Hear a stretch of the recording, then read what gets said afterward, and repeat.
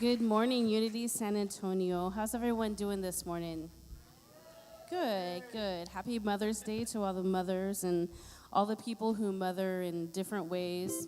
That counts too today. So happy Mother's Day, and thank you for joining us this morning. Let's open up with some music.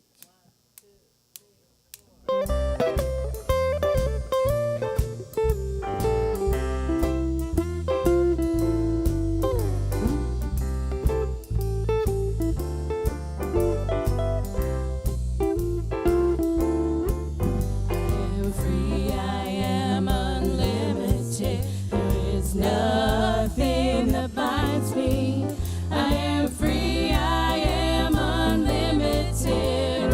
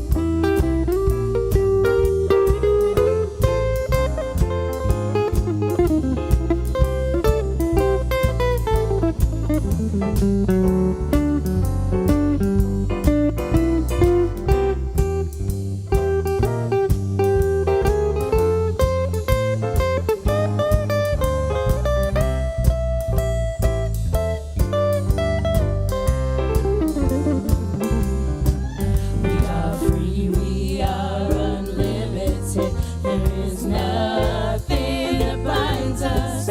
We are free, we are unlimited right here, right now.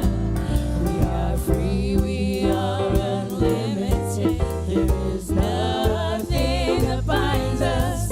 We are free, we are unlimited right here, right now.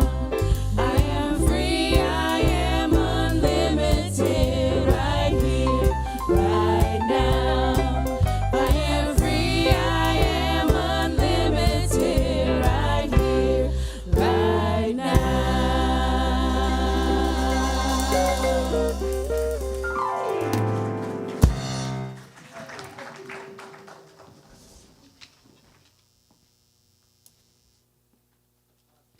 Good morning.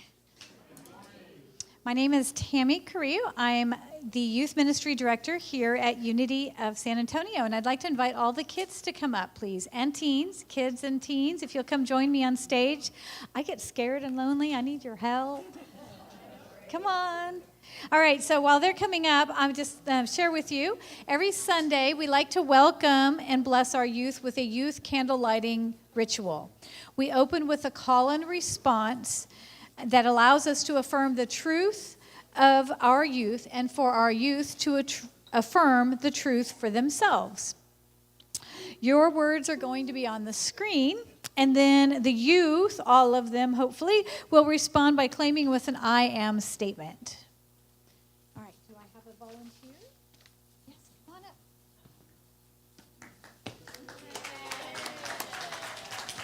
How do I work this? I'm going to do the candle. And they're going to say something, and then you're going to say the next thing. All right, ready?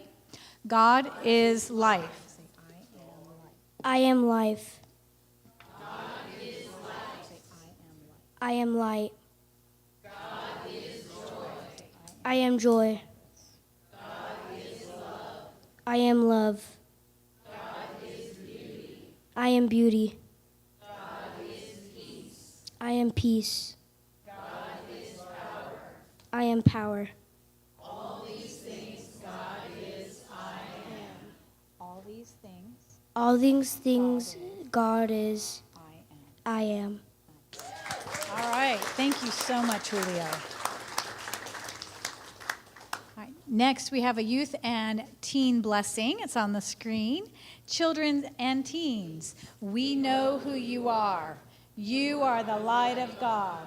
We love you. We bless you. We celebrate you. And we see you doing great things. All right, kids. Get your hands together. Get your energy going. We're going to send the energy to our families. Ready? It's over here if you need it. Families. We love you, we bless you, we believe in you, and we thank you. Namaste. Great job.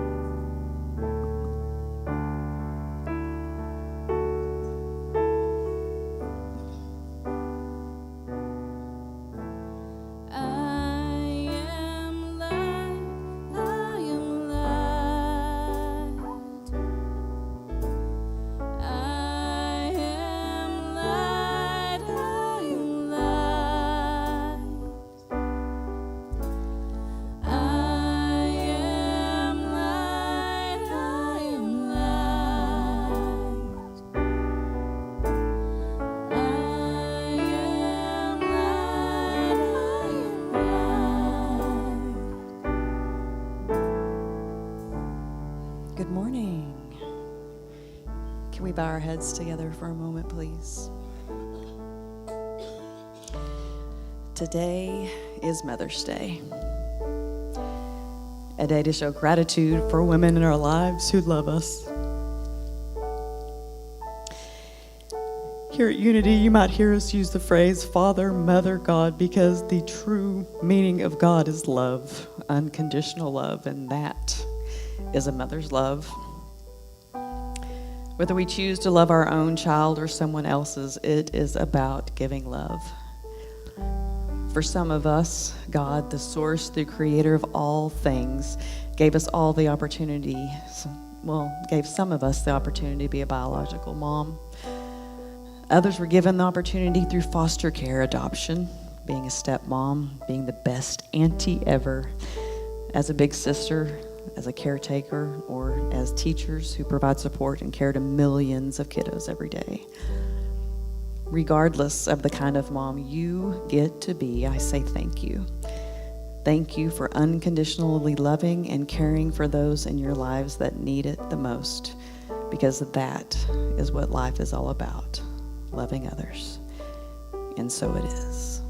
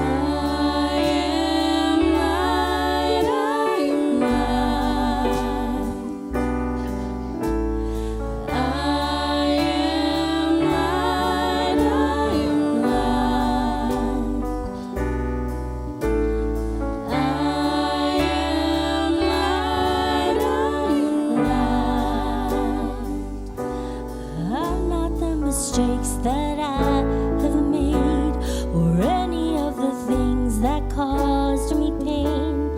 I am not the pieces of the dream I've left behind. I am light. I am light. I am light. I am light. I am light. I am light.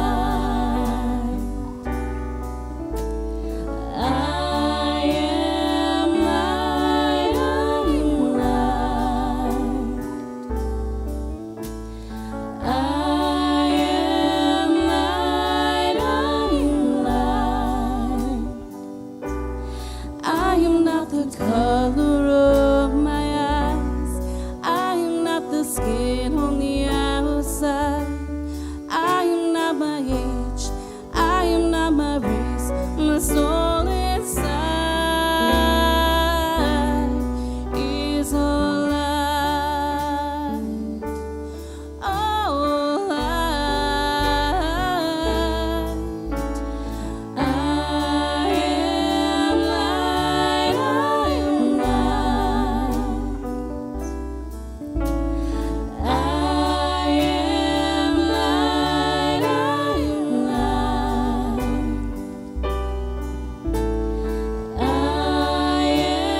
light. I am light. I am light. I am light. I am divinity defined. I am the God on the inside. I am a star, a piece of it all. I am light.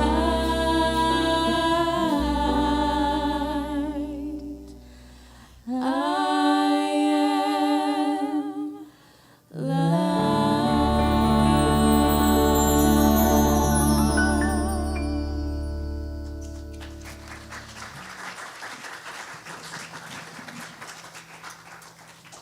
Good morning. Really? Do you know me? Good morning. That's what I'm talking about. Good morning. My name is Laura Cole. I am so happy you're here today. And obviously, I'm a little emotional because I got my son here. Everybody say hey. Don't worry, I told him I was going to call him out, so he's a little bit mentally prepared. And he can always use it for counseling later, too. All right. So I want to let you know that if we have not met or if you have not come before, this is the Unity of San Antonio. We are an all-inclusive, what I call love everybody church. And I mean that. We love and accept you. It doesn't matter what spiritual path you're on, what you believe. We love you, we accept you, and we are so happy that you have come and delighted us with your presence today. So welcome to everyone. One thing we do here is called affirmative prayer, right? We have these wonderful prayer chaplains in the back. If the two of you would not mind standing, pretty please.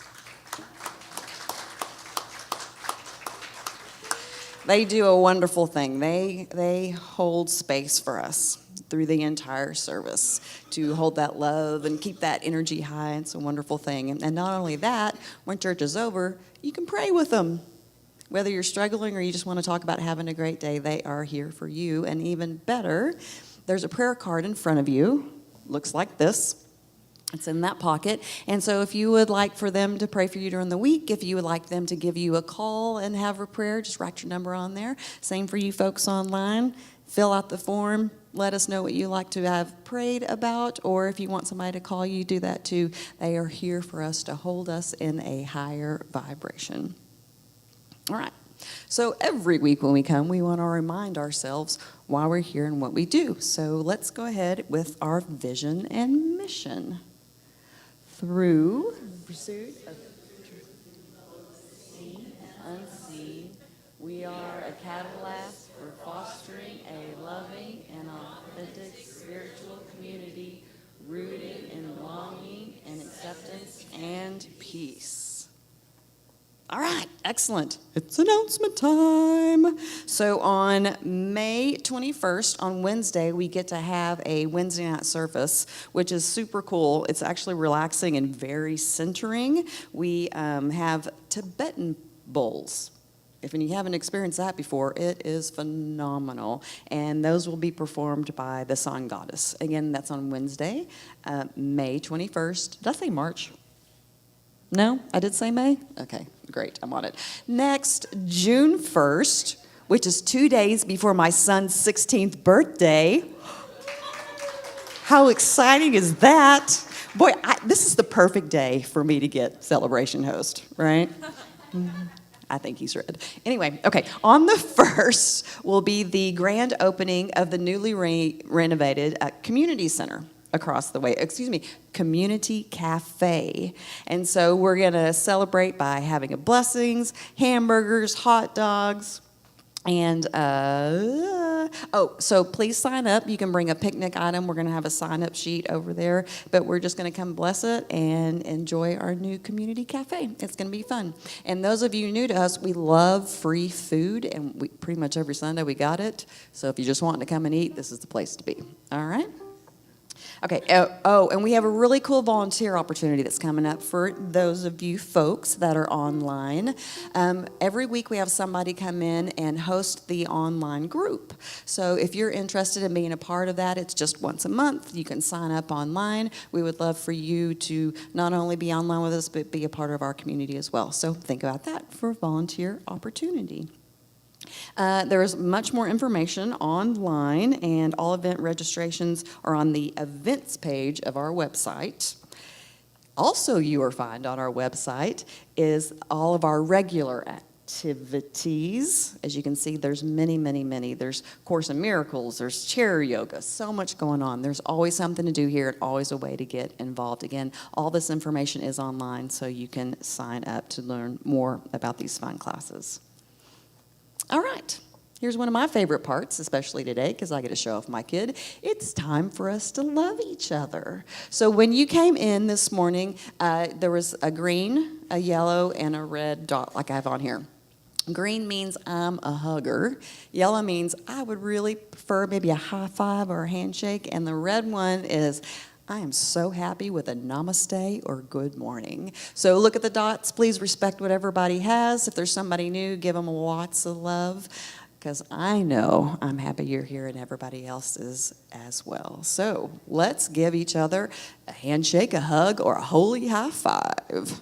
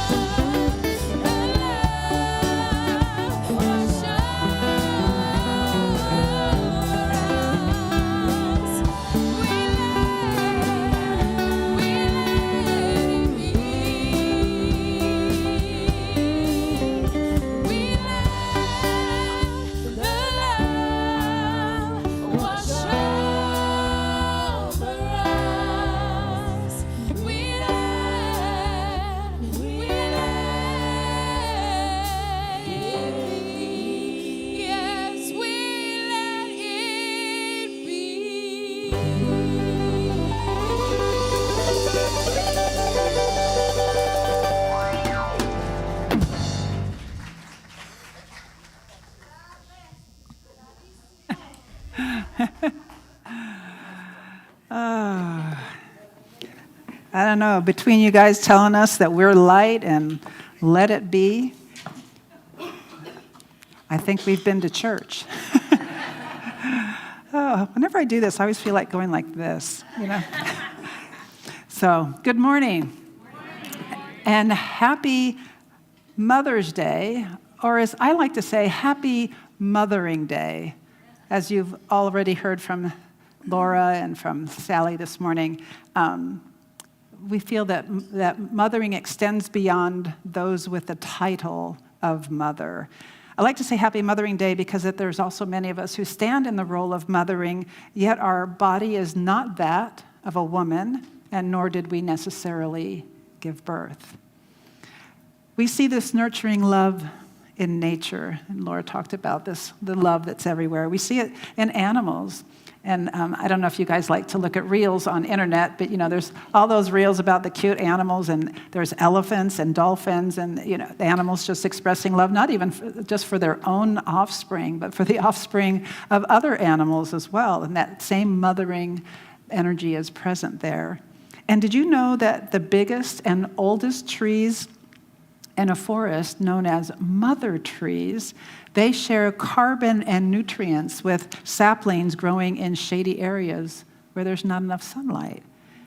The trees are interconnected in a forest through these thread-like structures of symbiotic fungi, which form kind of an underground network. And through this network, mother trees can also tell if other trees are in poor health, and they will send them the nutrients that they need to heal. Isn't that awesome?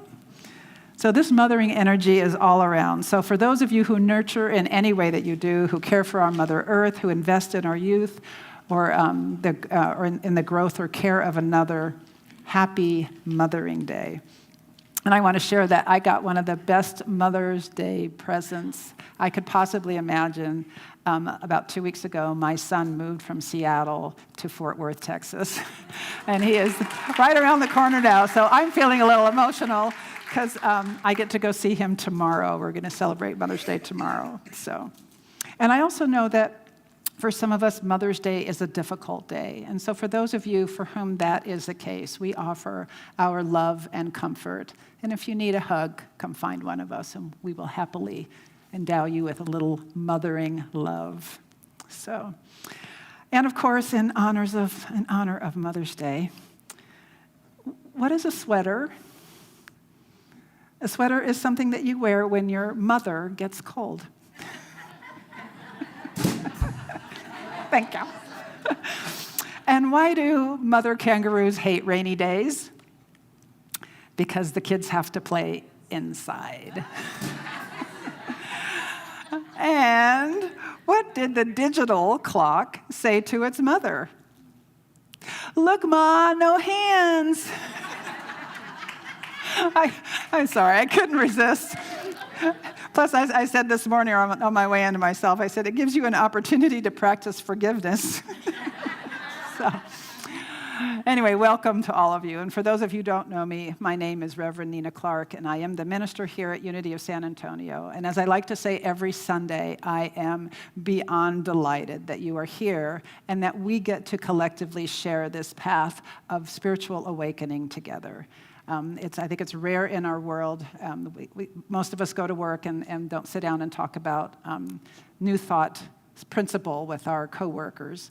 And so it's really special, I think, to have a community, a place that we come together where we can be with like-minded people and explore these ideas together and grow in a safe space. So thank you for being here, and I'm delighted to share this time with you. So today is the third Sunday that we're talking about the ideas that Eric Butterworth puts forth in his book, Spiritual Economics. And just for a little recap, Reverend Butterworth felt like a good place to start is with what we in New Thought feel to be a foundational truth, and that is, there is only one. One what? One Snicker bar? No. In Unity, we say one life. One infinite ground of all being, one quantum field, one infinite spiritual substance out of which all is made.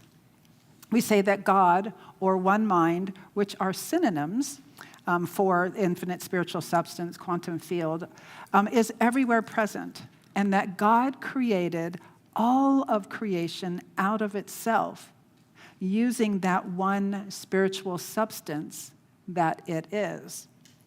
Out of itself, this means that God isn't separate from its creation.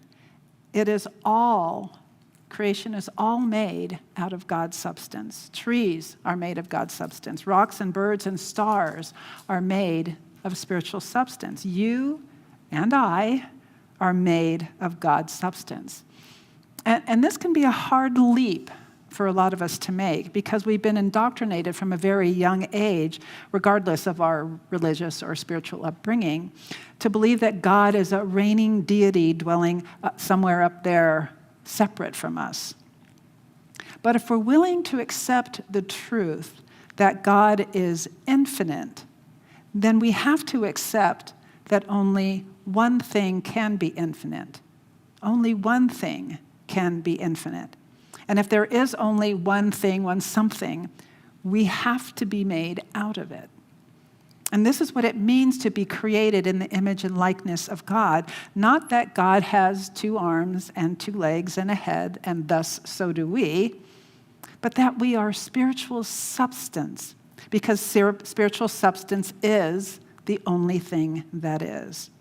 Image and likeness means that if this one mind or spiritual substance creates out of itself, then we too create out of spiritual substance. And how do we do that? We do that in the same way that this infinite quantum field creates out of itself. Now, being that we experience ourselves primarily as physical beings, I don't know about you, but the initial reaction can kind of be, what? And we look down at our arms and legs with this odd notion that somehow we have to dematerialize ourselves or something, or like in that movie Alien, our heart's desire somehow kind of bubbles out of our abdomen. But no, you can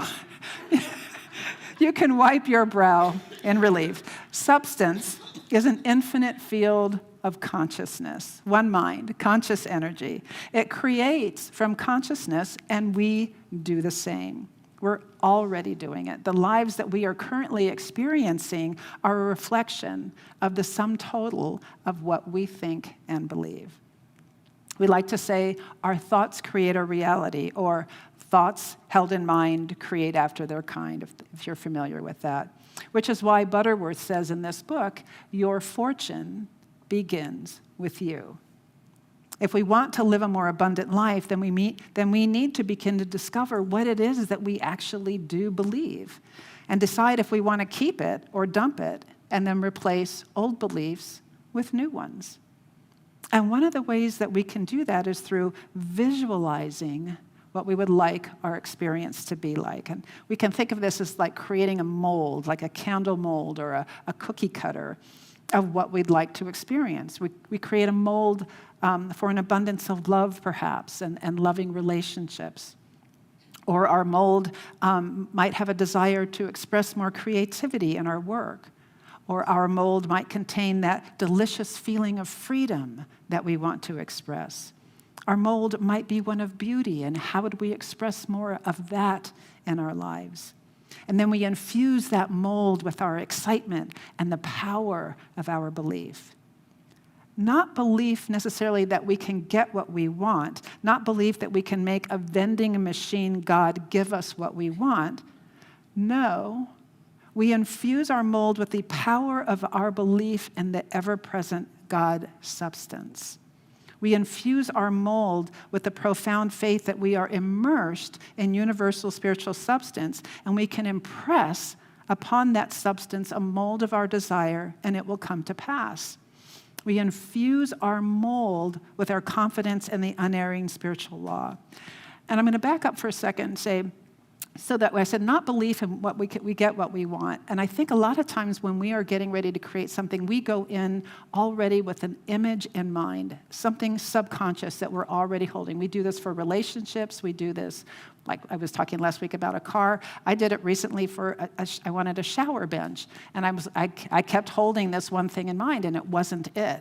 And when I finally released it and became open to what I wanted from it, the perfect thing showed up in my life.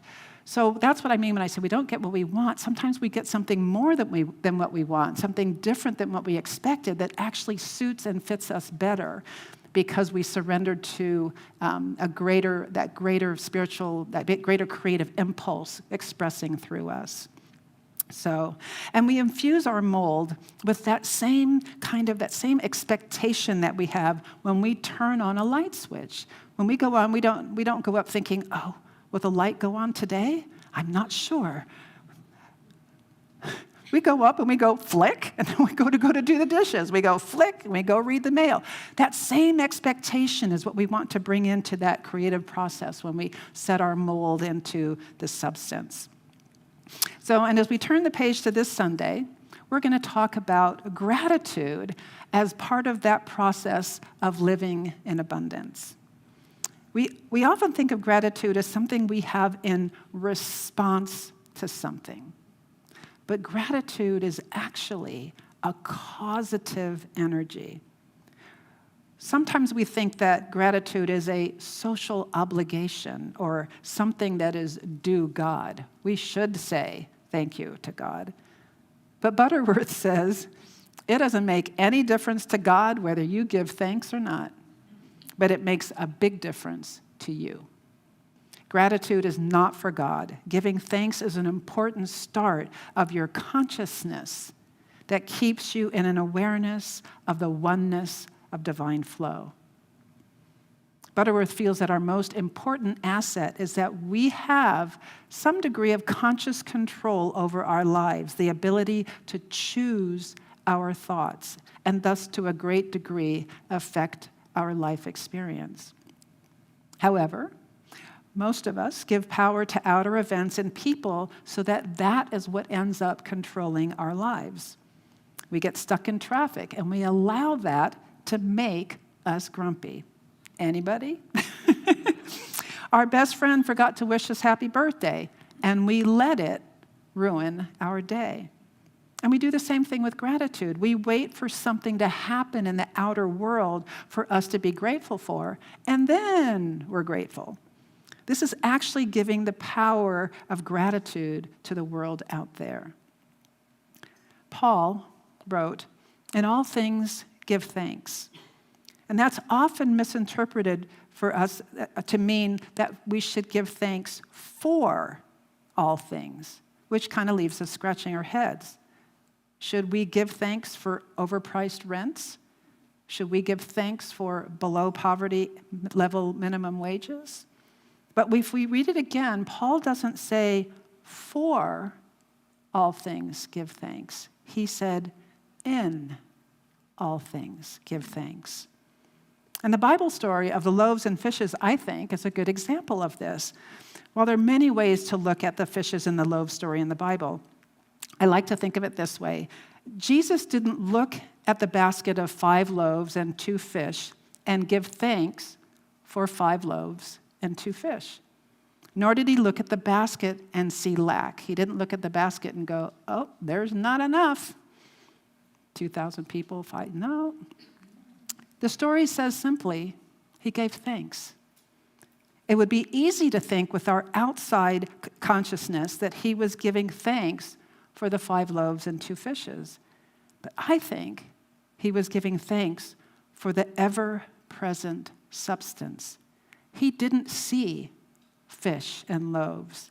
He saw symbols of ever-present and abundant substance, and he blessed it.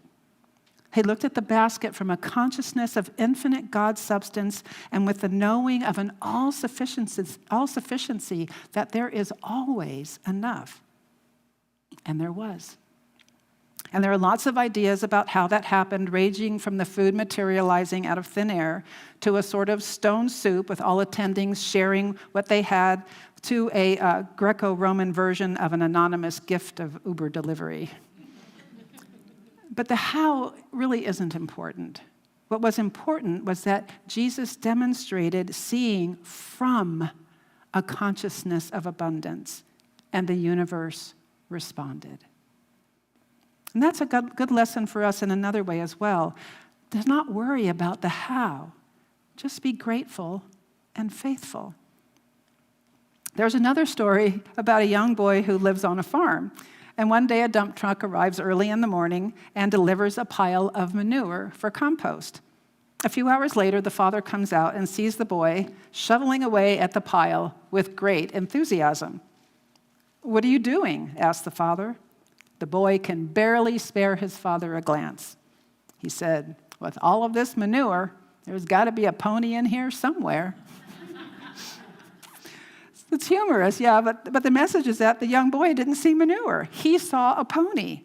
He could have come out his back door and thought, "Oh, no, that looks like a lot of unpleasant work." But he didn't. He saw abundance. He saw ever-present abundance and the possibility of his heart's desire. Charles Fillmore says, "God is the source of a mighty stream of substance, and you are a tributary of that stream, a channel of expression. Blessing the substance increases the flow." If your money supply is low or if your purse seems empty, take it in your hands and bless it. See it filled with living substance ready to become manifest. As you prepare your meals, bless the food with the thought of spiritual substance. When you dress, bless your garments and realize that you are being constantly clothed with God's substance. The more conscious you become of the presence of the living substance, the more it will manifest itself for you, and the richer will be the common good of all. Identify yourself with substance, and you will soon begin to rejoice in the ever-present bounty of God. And if we fall, and we will stumble along the way, just like we do in meditation, when we bring our attention back to the breath again and again, we will need to recenter ourselves in the awareness over and over of the ever-presence of substance every time that we catch ourselves thinking thoughts of lack. Just like our friend Bob, the salesman from last week, who could not see the abundance that he was immersed in while in the most profitable sales territory for the company that he worked for. Sometimes we ourselves can't see the abundance that is all around us. When we are being simply grateful, not for something, but as a way of being, we are then seen from a grateful heart, and this changes our consciousness. There was something that Butterworth shared about a gratitude practice that many of us do, including myself, and it gave me pause. He wrote that some people have a gratitude practice where they look for things in their lives to be grateful for. Have any of you ever done that? I know I've been doing it for years. And this is all well and good, but there is a potential trap we need to be aware of when we do this. And this kind of practice, because we are letting the world out there determine our state of gratitude, those things out there that we are deciding to generate gratitude for, we can easily slip into comparing and noting not just what we do have, but what we don't have. I'm grateful for my new couch, even though it's not as nice as Shirley's couch, and even though I would prefer one with a recliner. I'm grateful for my new office, even though I really wanted the corner one that Gerald has. When we let outside events determine our feeling of gratitude, we are giving our power away. And yet, we can be grateful for the things in our lives. It's kind of a bit of a paradox. The difference is being grateful from a consciousness of all sufficiency, rather than putting our focus on the outer and letting it be determined from the outside in. When we begin here, then what we see all around us is a reflection of the ever-presence of substance. So, practice being grateful and use whatever gratitude practice works to deepen that feeling of certainty that you are, as Butterworth says, consciousness centered in the universal source. The whole universe of innate substance is centered in you, and there is nothing that you can do to add to that or take away from it. As we shift from that outer focus to a knowingness of substance, an inner knowing of substance, we can also fall prey to what Butterworth calls the work and success syndrome. And it's just another variation of giving our power away to outside circumstances. It's easy to get sucked into climbing the ladder of corporate or business success, where our feeling of abundance is linked to the title on our office door or to how much money we're making. And we can get so pulled into this that we find ourselves working jobs that we hate for the outer prestige that it gives us. And so Butterworth invites us to ask, why do we work? What are we getting out of our work? And if we answer that we work just for money or just to make a living, he says we're likely shortchanging ourselves. Work should be an expression of creative flow. And when we align ourselves with the divine flow of substance, this creates both an outflow and an inflow. And we find that we can't help but be prosperous. When my grandmother was living with us during her final years, I took a job waiting tables at a local breakfast house. And my initial attitude was I was just going to bring in some more money. And it was a job, I took it because it was a job I didn't have to bring home with me. I could just allow most of my energy, therefore, to be focused on my family and not so much on the job. But I was very focused on how much money in tips I made each day, counting my tips, and I grumbled and worried when I didn't make as much as I hoped, and happy when I made more than I expected. And at that time, I was doing a lot of work with the A Course in Miracles materials. And a series of events inspired me to play with shifting from a consciousness of being totally focused on the money to a consciousness of being in service. I took my focus off the tips that I would make, and instead I approached each table with the intention of being in service to whoever was sitting there. And within a couple of weeks, I felt this new sense of purpose arising in me. And it was like people could feel me blessing them as I approached their table. And I began to enjoy my work more, and I felt like I had more purpose, and I was more present, and my customers were happier. And to my surprise, I began to make more money, even though that hadn't been my initial intention. My consciousness changed, and I began to experience more abundance. And not just financial abundance, but I experienced more joy and, like I said, purpose in the work that I was doing. So here's that thought of alignment again. When we align ourselves with presence, we're in the flow. When we get out of our own way, and abundance will naturally express through us. And we can also take ourselves out of alignment when our focus is on success or more. A promotion, a corner office, the next rung on the ladder. And that's not to say that there's anything wrong with having greater success in our lives, just not at the expense of an expanded consciousness. So many people are busy chasing the outer dream that they're miserable on the inside or so full of stress from the day-to-day concerns about the work, they're not taking time to really enjoy themselves or do self-care and to be with the people that they love and care about. In a workshop that I took a long time ago, the teacher opened by sharing his personal prosperity story.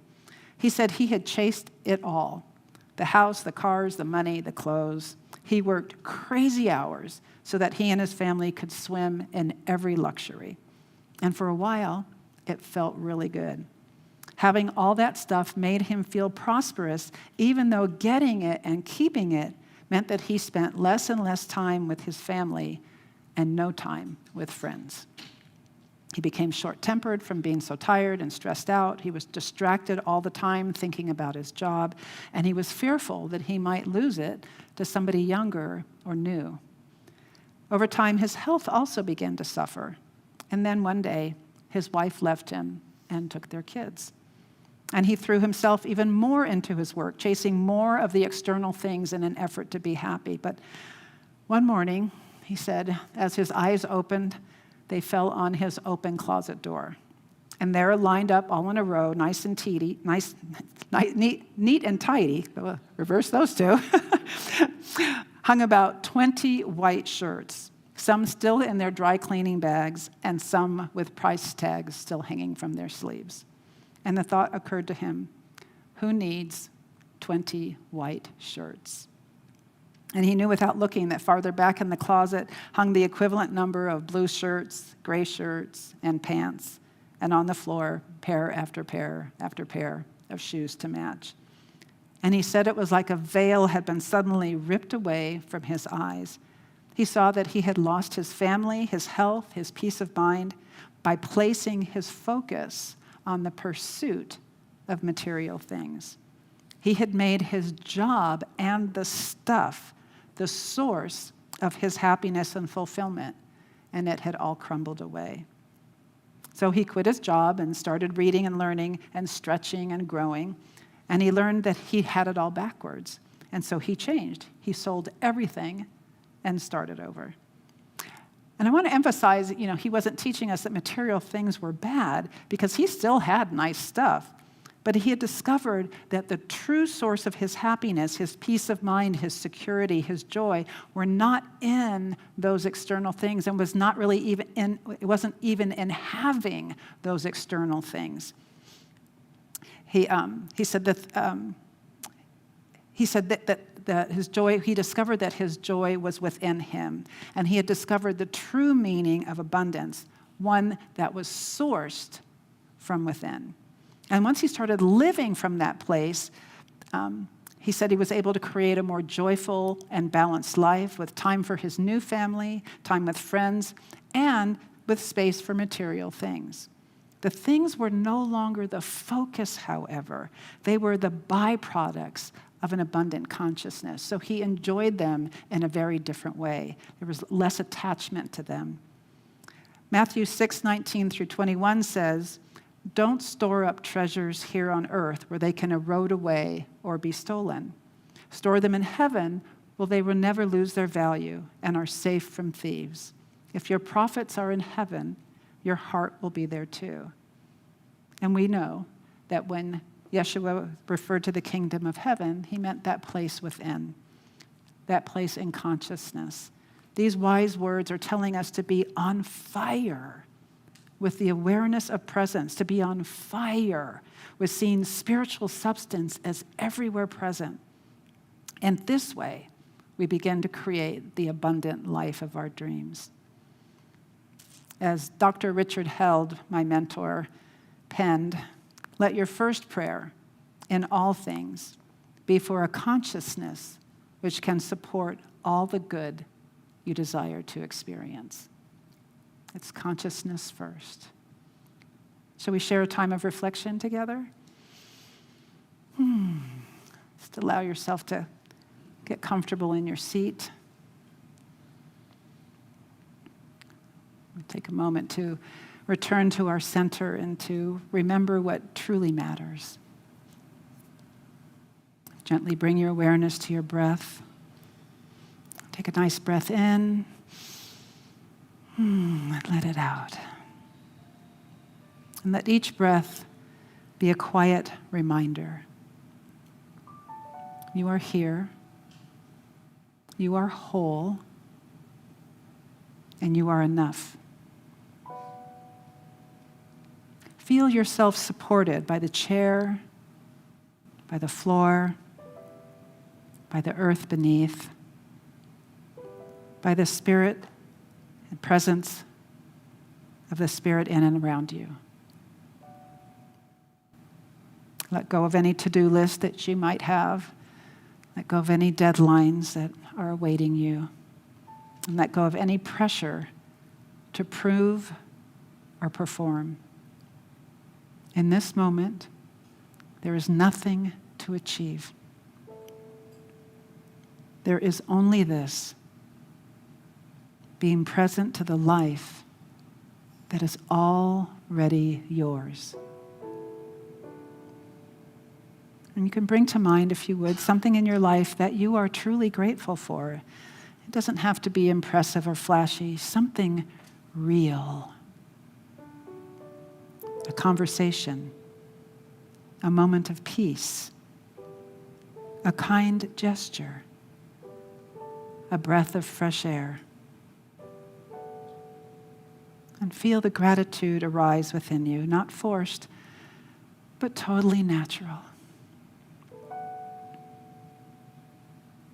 And let that gratitude fill you, quietly expanding like light within your chest. And now ask yourself gently, am I making a living or am I making a life?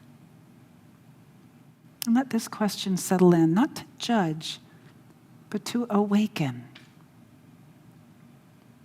And feel this deeper truth. You are not your job title. You are not your productivity. You are a radiant, creative, spiritual being. You were born to express, to give, to love, to grow. Gratitude is the rhythm of your real success. And purpose is the work of you as soul. And with your next breath, breathe in peace.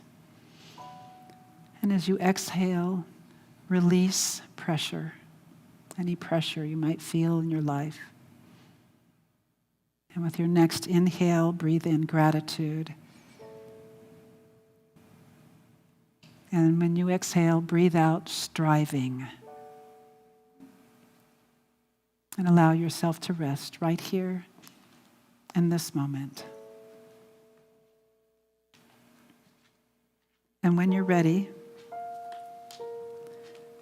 gently open your eyes, returning to this moment refreshed and whole. And if you would, say with me the affirmation that you see on the screen behind me. I am willing to see from a consciousness of abundance. One more time. I am willing to see from a consciousness of abundance. And we let this be so. And so it is.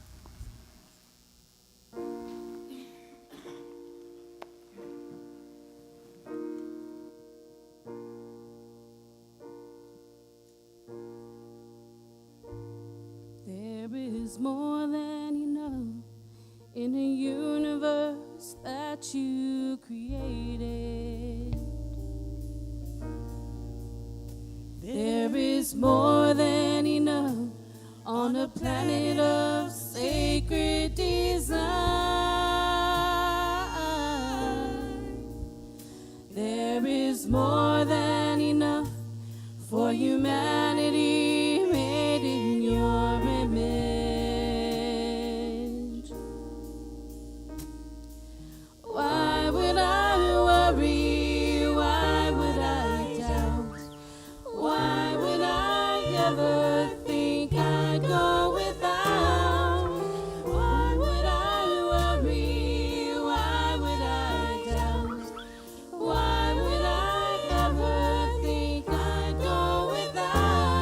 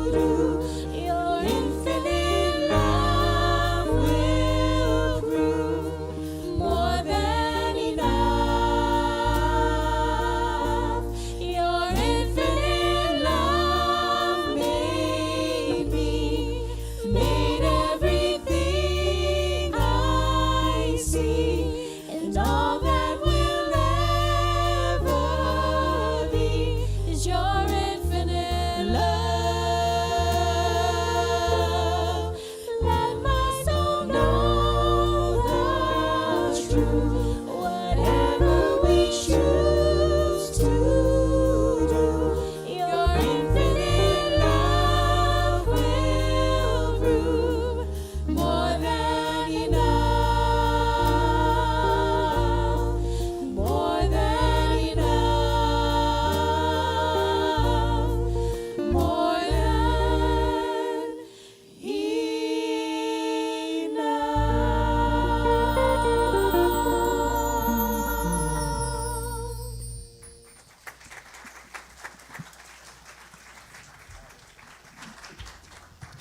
Thank you, thank you, thank you. That song's perfect. Exactly what Nadia said. There's always more than enough. There's always infinite abundance. Sometimes you can't see it, but it's waiting back there in the background, always. And I love it because you took home a point that I made with my son yesterday at dinner about follow what you love with your profession. Don't just follow the money, because what I have learned with my spiritual studies is that if you go towards what you love, the money flows back to you, which is super cool. But I do have one thing that I want to add, that when I have been in those times where it feels like the abundance isn't there, the money, there's not enough, I do a daily gratitude. There's a book that's called The Miracle by Rhonda Burns, and it just gives you an opportunity to think about 10 things you can be grateful for every day. And every time that I've done this, and I mean every time, the abundance flows. So if y'all are needing some guidance about how to get there, it's called The Miracle by Rhonda Burns. It's been a huge help for me. All right. So here's the time in our service where we get to give back our abundance. As Mark Twain said, if you want love and abundance in your life, give it away. That's how it works, law of giving and receiving. So the more abundance you want in your life, I guarantee you give a little away, it's going to come back tenfold. So let us go ahead and say our offertory prayer. Oh, excuse me. Many ways to give. Write a check, text to give. No QR code, but that's okay. You can put something in the mail any way you want. It all comes back, and it helps us bless not only here, but out into the entire world. All right? So let's go ahead and say our prosperity blessing, pretty please. All right. I am divine abundance. Brimming with possibilities. I activate the flow of prosperity in my life with my gifts of time, talent, and treasure. And so it is.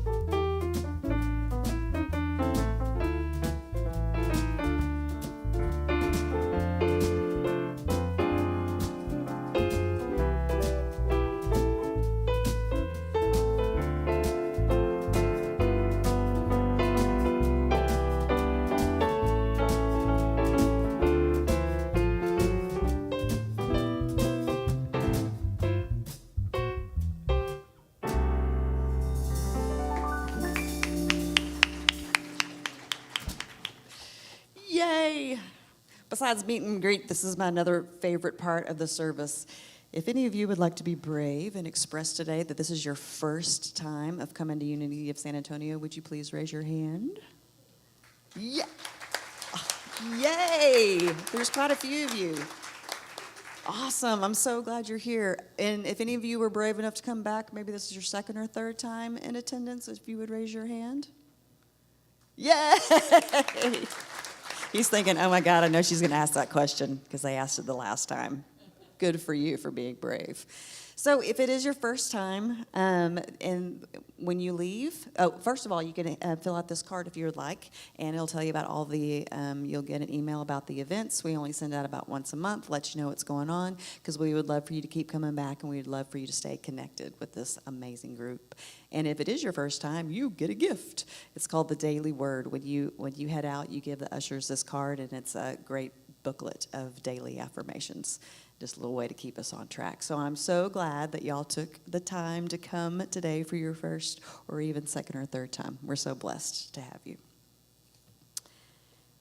Okay. Oh, I think we're ready to close it out for the day. All right? I did it. Sorry. I think I'm a little off. I'm so freaked out that my son's here and so happy, like I can't keep track. I'm verklempt. Anyway, but I just want to say that I love y'all so much, and thank you for loving me. I'm glad you took the time to come today because I love this place, and I hope you will learn to love it as much as I do. All right, so let's close it out with our community blessing and prayer of protection, followed by a prayer from Reverend Nina. If you wouldn't mind standing so we could do this together. All right, our community blessing. Beloved friends, I see your divine light. I see your open heart. I see your life transforming. I celebrate your divine identity as you radiate your light into the world. And now our prayer of protection. The light of God surrounds us. The love of God enfolds us. The power of God protects us. The presence of God watches over us. Wherever we are, God is, and all is well. So as we close our time together, if you wouldn't mind just closing your eyes one more time or looking at the floor, if that works better for you, to just bring your attention back inside. Let's breathe in the power and the strength of divine love and let it light up every particle of your being. And then as you exhale, imagine that love radiating out all around us. And now breathe in that vibration of divine wisdom and let it fill every nook and cranny within you. And then as you exhale, imagine that divine wisdom radiating out all around us. Allow yourself to be a radiating center of love and wisdom. And imagine this love and wisdom expanding out into the world, touching all peoples and all situations.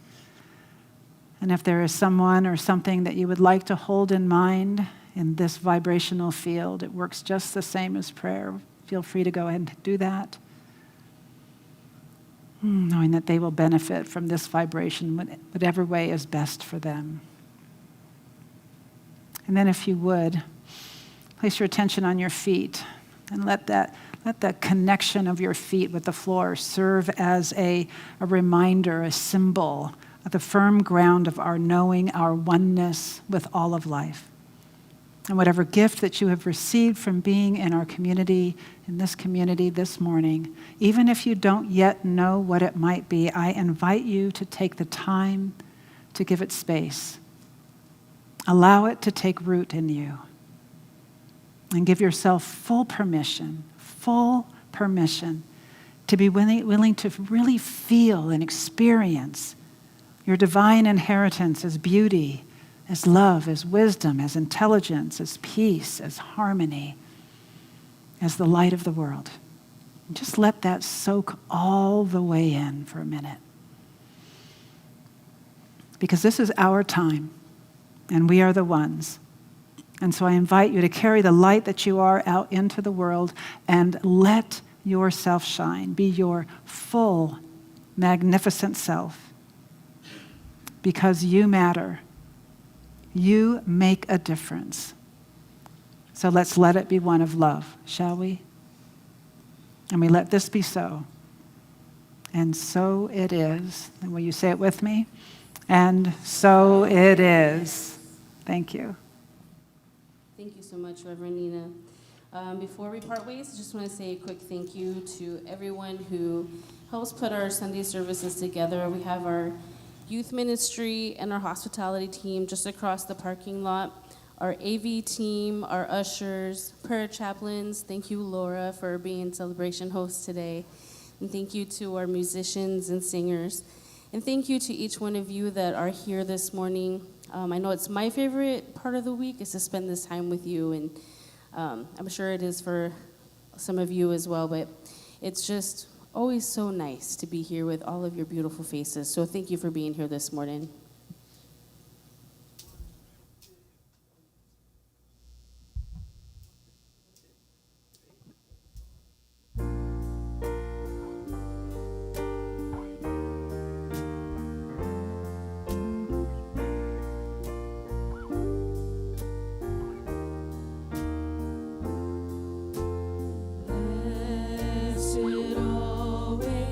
Blessed always, for the arms of God surrounds us.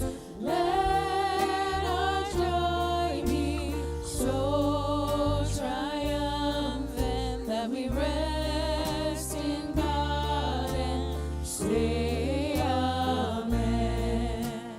Blessed always,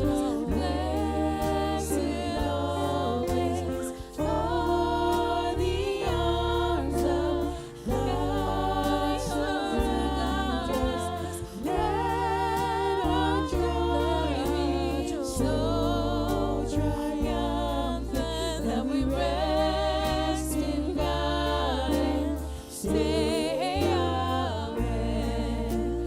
Let our joy be so triumphant that we rest in God and say amen. Let our joy be so triumphant that we rest in God and say amen.